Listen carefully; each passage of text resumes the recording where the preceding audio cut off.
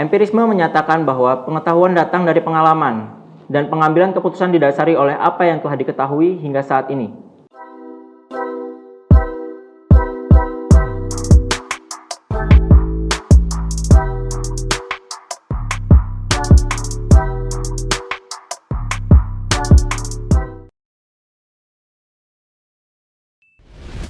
Assalamualaikum warahmatullahi wabarakatuh.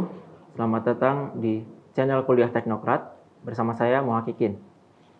Oke.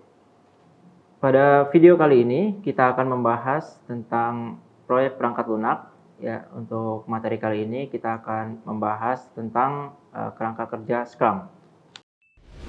Oke, tujuan pembelajaran pada pertemuan kali ini yaitu mahasiswa dapat memahami kerangka kerja Scrum.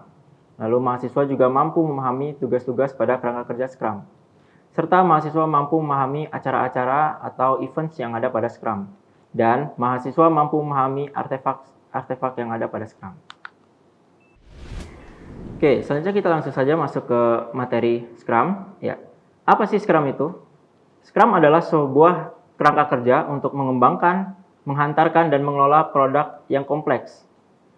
Ya, Scrum ini digunakan oleh orang-orang agar dapat mengatasi masalah yang kompleks adaptif, di mana pada saat bersamaan mereka juga menghantarkan produk dengan nilai setinggi mungkin secara produktif dan kreatif.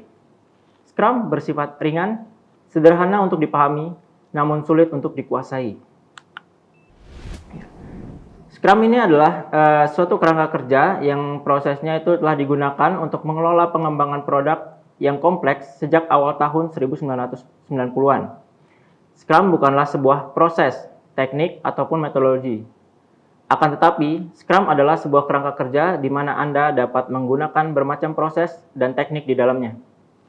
Scrum mengekspos ketidakefektifan dari manajemen produk dan teknik kerja Anda, sehingga Anda dapat secara terus-menerus meningkatkan kinerja produk, tim, dan lingkungan kerja Anda. Kerangka kerja Scrum terdiri dari Scrum Team dan peran-peran atau roles, acara-acara atau events, artefak-artefak, dan aturan-aturan terkait. Setiap komponen di dalam kerangka kerja ini memiliki tujuan tertentu dan sangat penting bagi keberhasilan penggunaan Scrum. Aturan Scrum mengikat peran-peran, acara-acara, dan artefak-artefak, serta menjaga hubungan dan interaksi antar komponen tersebut. Ya, selanjutnya bagaimana sih Scrum ini digunakan atau untuk apa saja Scrum digunakan?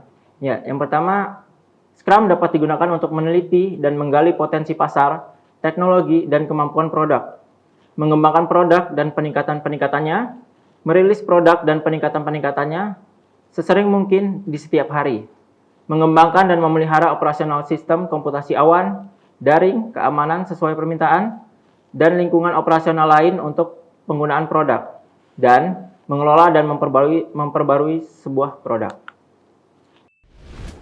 Scrum ini telah digunakan untuk mengembangkan perangkat lunak, perangkat keras, perangkat lunak terintegrasi, aplikasi dalam jaringan yang saling berinteraksi, kendaraan tanpa awak, digunakan juga di sekolah, pemerintahan, pemasaran, mengelola operasional organisasi, dan hampir semua hal yang kita gunakan di kehidupan sehari-hari.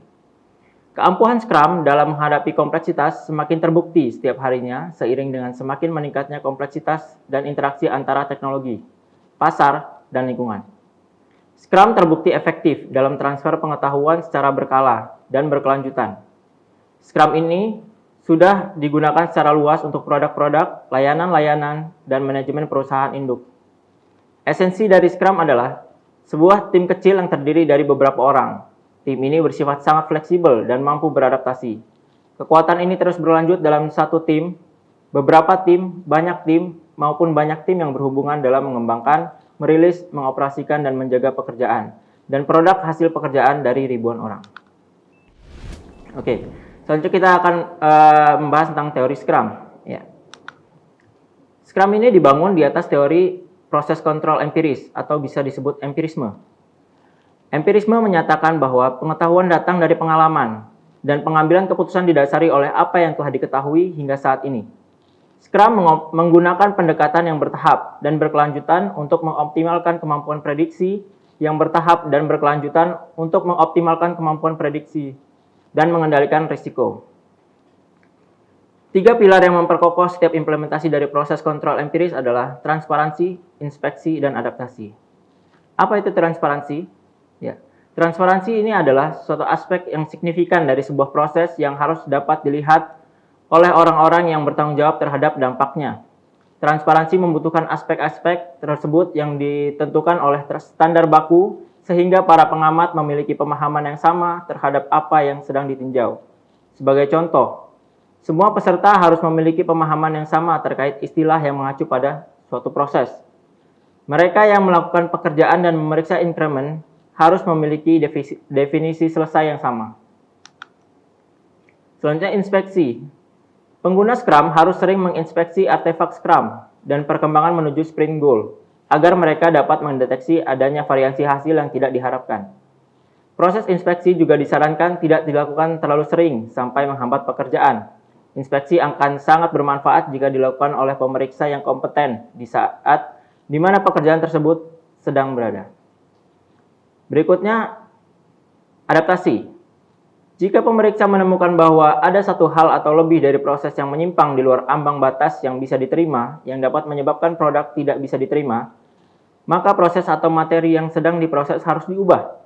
Pengubahan harus dilakukan secepatnya untuk meminimalkan penyimpangan yang semakin jauh. Berikutnya kita masuk ke tata nilai suatu Scrum. Ya. Saat tata nilai dari suatu Scrum, yaitu komitmen, keberanian, fokus, keterbukaan, dan respect diwujudkan dan hidup di dalam suatu Scrum team, maka pilar-pilar Scrum seperti transparansi, inspeksi, dan adaptasi akan menjadi hidup dan membangun rasa percaya satu sama lain. Anggota Scrum team belajar dan menjiwai tata nilai tersebut bersama dengan penggunaan peran-peran, acara-acara, dan artefak-artefak Scrum pada saat mereka bekerja.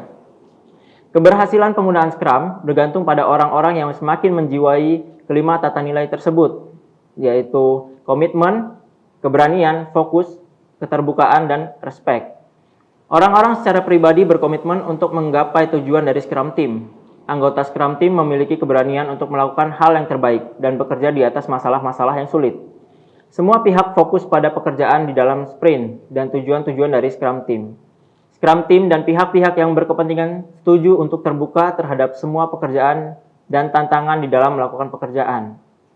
Anggota Scrum Team saling respect satu sama lain bahwasanya mereka adalah orang-orang yang memiliki kemampuan dan kemandirian. Selanjutnya kita masuk ke pembahasan Scrum Roles atau peran-peran yang ada di dalam Scrum. Nah, di dalam Scrum ada disebut Scrum Team. Ya, di dalam Scrum Team ini terdapat 3 roles atau 3 peran, yaitu Scrum Master, Product Owner, dan Development Team. Scrum Team ini bersifat swakelola, ya, mandiri, dan lintas fungsi. Tim yang swakelola memilih cara terbaik dalam mengerjakan pekerjaan mereka, bukan diperintah oleh orang lain di luar tim ini. Tim yang lintas fungsi memiliki semua keahlian yang dibutuhkan untuk menyelesaikan pekerjaan mereka tanpa bergantung pada orang lain di luar tim ini. Bentuk tim dalam Scrum dirancang untuk mengoptimalkan fleksibilitas, kreativitas, dan produktivitas. Bentuk Scrum Team telah terbukti menjadikan tim semakin efektif dalam mengerjakan semua tipe pekerjaan yang telah disebutkan sebelumnya, dan untuk jenis pekerjaan kompleks apapun. Scrum Team menghantarkan produk secara iteratif dan inkremental guna memaksimalkan peluang untuk mendapatkan umpan balik. Penghantaran produk yang selesai secara inkremental dilakukan guna memastikan versi produk yang berpotensi untuk digunakan selalu siap tersedia. Oke, di dalam Scrum Team ini terdapat peran yang disebut Product Owner. Ya. Product Owner itu adalah orang yang bertanggung jawab untuk memaksimalkan nilai bisnis dari suatu produk yang dihasilkan oleh Development Team. Cara melakukannya sangat bervariasi antara organisasi, Scrum Team, dan individu. Selanjutnya ada Development Team. Terdiri dari para ahli profesi yang bekerja untuk menghantarkan increment hingga selesai yang berpotensi untuk dirilis di setiap akhir sprint. Increment selesai wajib tersedia pada saat sprint review. Hanya anggota dari Development Team yang membuat increment ini. Oke, selanjutnya ada Scrum Master. Scrum Master di dalam Scrum bertanggung jawab untuk mengenalkan dan menyokong penggunaan Scrum. Scrum Master melakukan ini dengan membantu orang-orang agar dapat memahami teori, praktik-praktik, aturan-aturan, dan tata nilai Scrum. Selanjutnya kita masuk ke Scrum Events.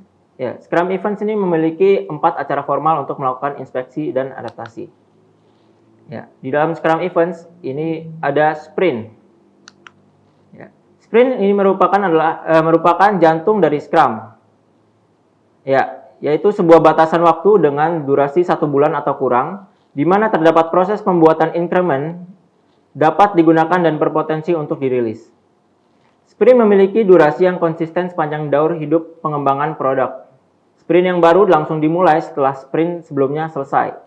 Sprint berisi dan terdiri dari sprint planning, daily scrum, pengembangan produk, sprint review, dan sprint retrospektif. Ya. Di dalam sprint ini terdapat sprint planning. Ya, sprint planning ini digunakan di dalam Scrum untuk merencanakan pekerjaan yang akan dikerjakan di dalam suatu sprint.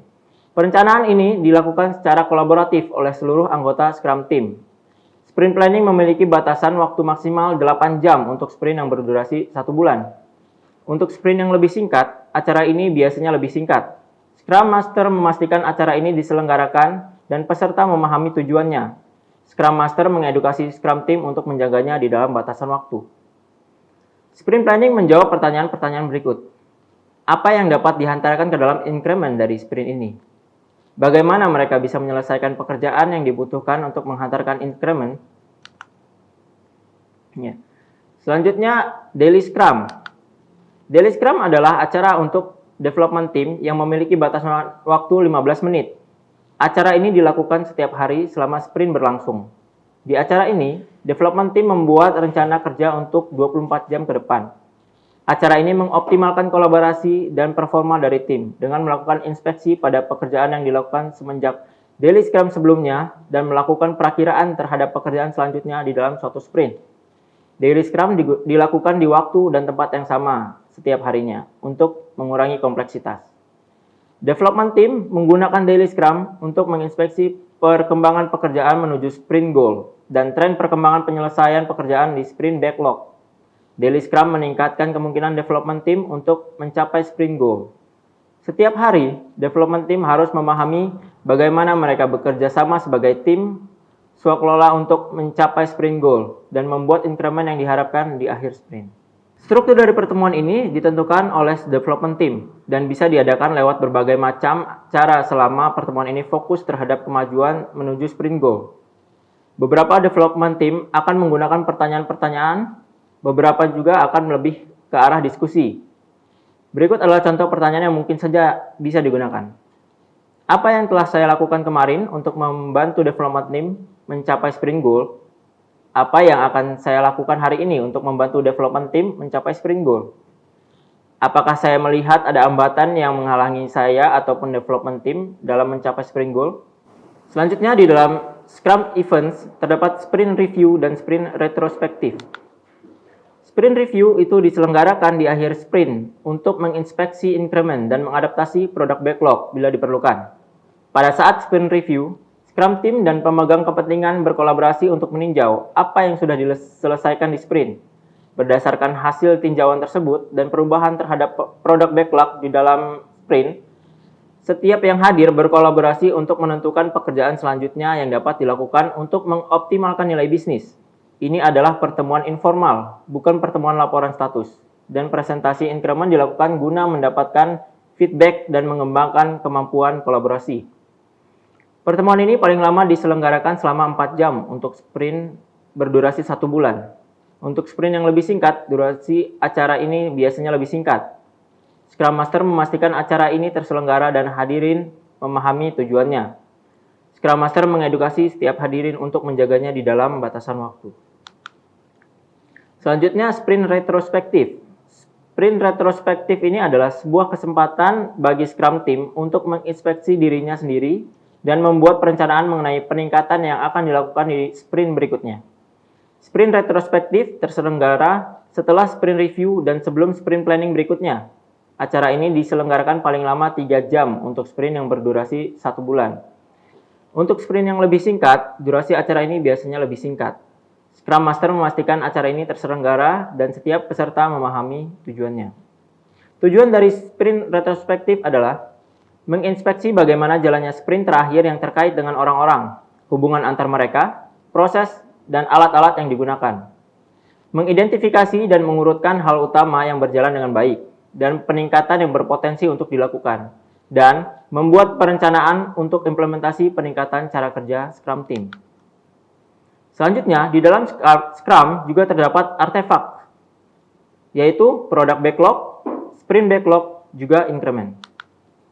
Product Backlog adalah daftar terurut semua hal yang telah diketahui hingga saat ini yang harus ada di dalam suatu produk. Product Backlog adalah satu-satunya sumber kebutuhan untuk semua perubahan yang perlu diberlakukan terhadap produk.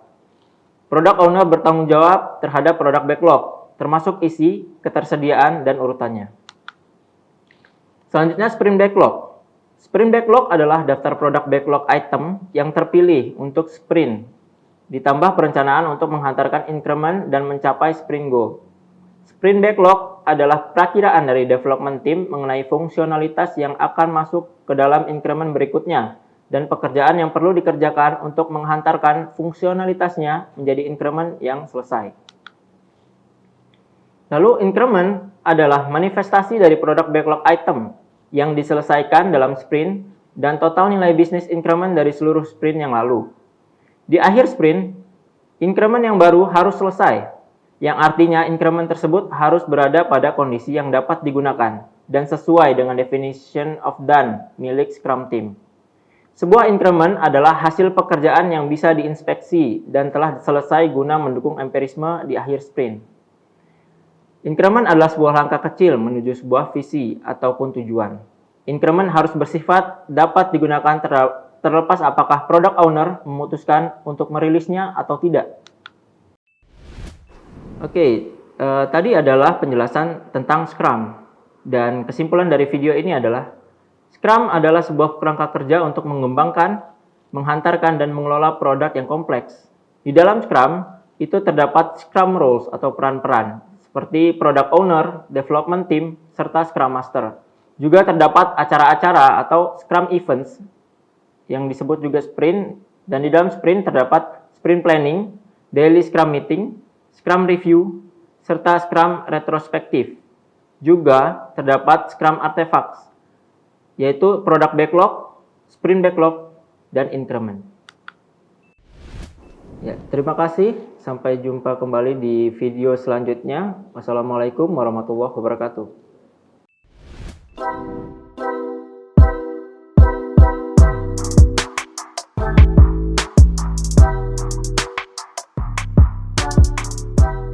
Terima kasih sudah menyaksikan video pembelajaran ini. Jangan lupa like, komen, dan subscribe, serta nyalakan tanda loncengnya agar kalian tidak ketinggalan informasi update lainnya.